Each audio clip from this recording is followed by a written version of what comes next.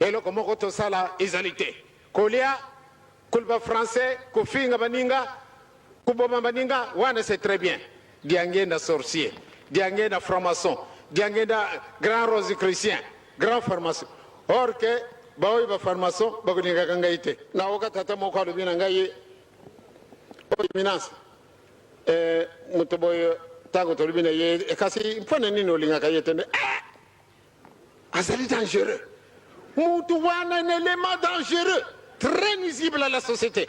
Oh, est-ce qu'il y a soigné ça que yon a soigné ça comme tout est. Au moins que mon monsieur n'anda qu'on a yo. Et quand c'est là qu'on est ne bokolinga kayete. Azali na de kambo moko yo kusekana te. Biso to kokokate.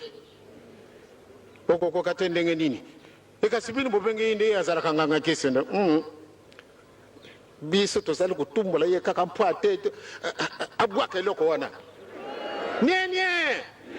Nabwaka yangu pona bango.